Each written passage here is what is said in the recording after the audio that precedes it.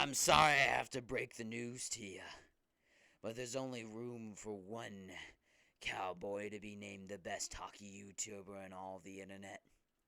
And I'm sorry, unfortunately, I have to tell you that you're just not it.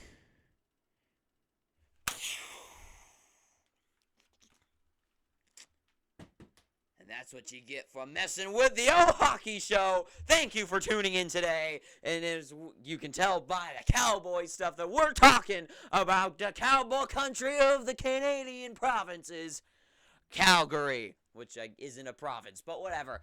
So, we've got Calgary, the first Albertan team that we're going to talk about in this series of who is your best player. Who on your team, Calgary, is your best player? I've named the Ducks, the Coyotes, the Bruins, and Buffalo, and now we tackle the Seas, starting with Calgary. So, of course, they got rid of the two guys that probably could have made claim to be the number one guy. They got rid of them, so now I gotta move on with a completely new couple of characters to go off of. So let's start off with the guy coming in with the most points last season, also tying the guy that had the most points with their team last year, which is kind of interesting, in Jonathan Huberdeau. So, Jonathan Huberdeau, of course, 30 goals, 85 assists, 115 points, coming into Calgary, coming in from Florida, who won the President's Trophy last year, one of the most dominant teams, well, not one of the most dominant team, most offensive team. I mean, 85 assists, that's insane. 85 assists is incredible. Now, he ties with Johnny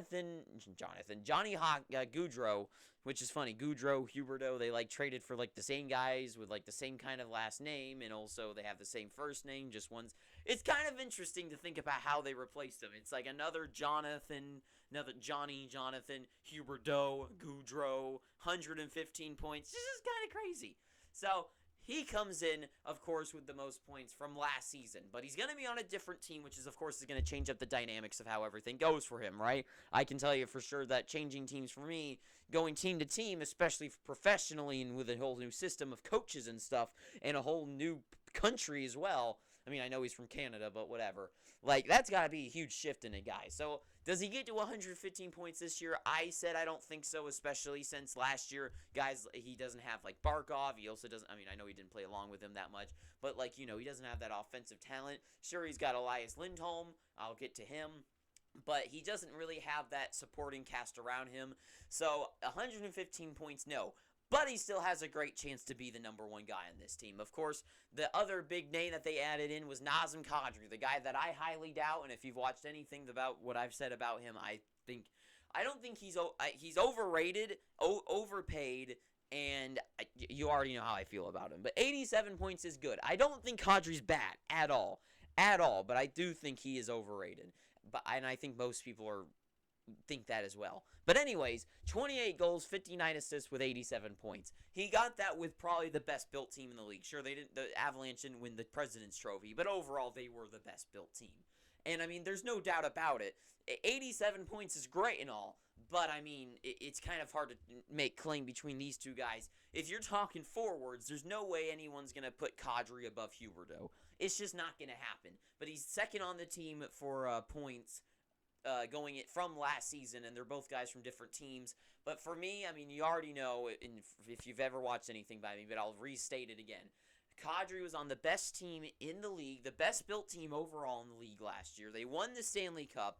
Khadri has usually gotten around in the 40s when it comes to points averaged. Sure, he gets a couple times in the 50s, sometimes in the 30s. So averaged out, he's usually in the 40s, right? So 87 points is the huge outlier, and he's going to get paid a ton of money for a lot of years for one good season with the best team in the league. And he's going to head in, and he's probably going to be slotted as the second line center. As the first line center, who I didn't put on the board, is, of course, Elias Lindholm with 82 points. Now, Lindholm was in the middle of Tkachuk and Goudreau, which is a huge, huge boost for a guy like him. He had two of the guys in the top 10 of points last year on his lineup, which is a huge boost, which is the kind of thing with Nazim Khadri, is that he's on a team with the guys around him boosting him. It wasn't him boosting the guys around him. He was the one being helped. He wasn't the one pulling guys up. He was the one being pulled up. So, that's the same thing for Khadri and Lindholm. But I only have so much room on the board, and if I was going to put another forward with a certain amount of points, I'm going to put the guy with more points than the other one. and there's more to talk about. So, those are the forwards. Now, I try to add a defenseman. I try to. But just looking at their lineup, guys like Hanifin and guys like Uyghur, just compared to who really has a name to claim, to grab on this board, they're just not going to touch him. Uyghur, of course, brought in with Huberdeau. I mean, we all know that. I don't think anyone's going to say he's the best player on any team. Uyghur's an amazing defenseman, no doubt about it, but no one's going to name him the best player on a team. It's just not going to happen. And Noah Hanifin, just the same thing. He's a good defenseman, but no one's going to say that he's better than Huberdeau. And no one's especially going to say that Noah Hanifin or Uyghur is better than Jacob Markstrom, a Vezina finalist. Last season, Jacob Markstrom, he ended up in third for goals against average with a 2.22. So he third there. He tied for third with a .922 save percentage, which is pretty good. And he was number one in the league with shutouts with 9. Second place was Shesterkin, and I think someone else as well, but second place had 7, which was Shesterkin.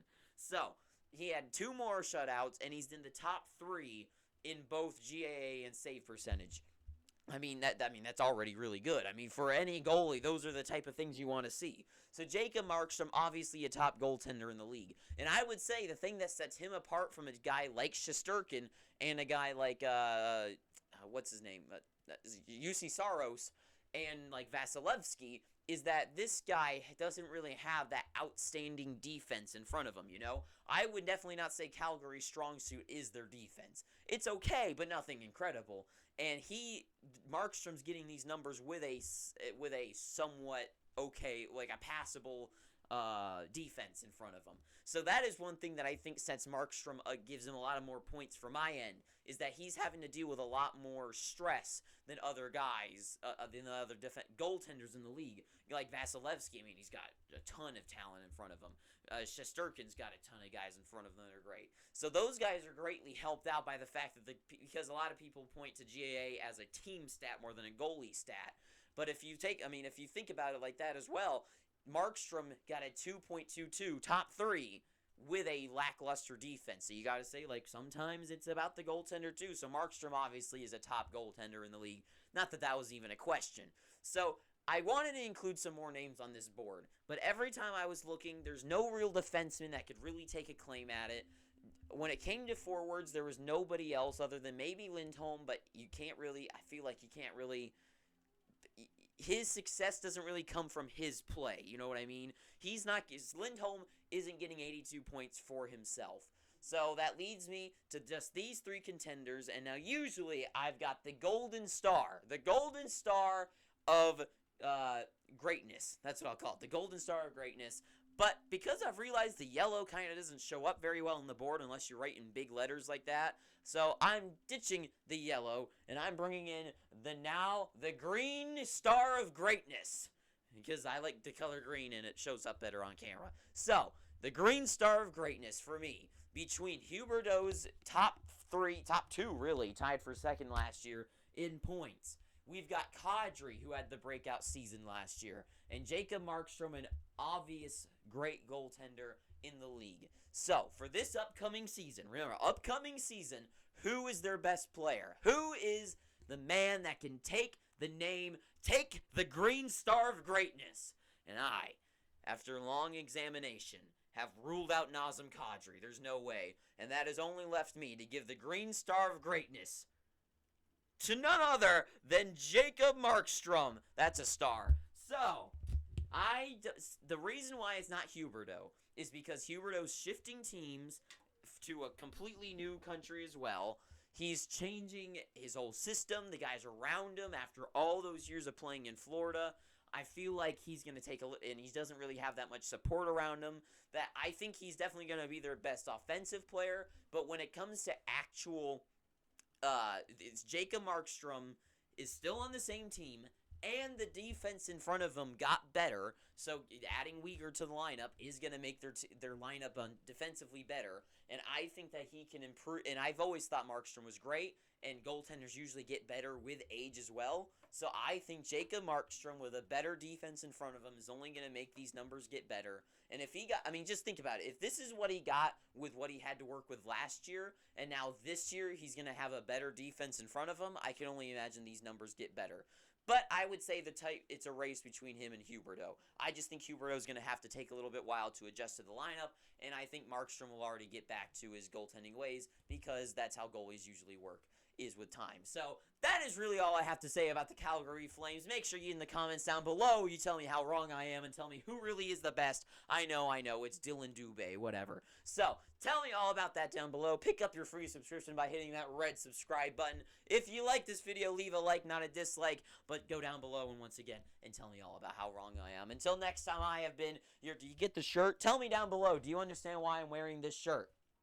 Okay, now that you got to see it, tell me why. If you guess correctly, then I will, I'll give you a good thumbs up or something. So, thank you for watching. I've been your host, the nicely, dapperly dressed Owen. Until next time, too sweet, and ta-ta for now.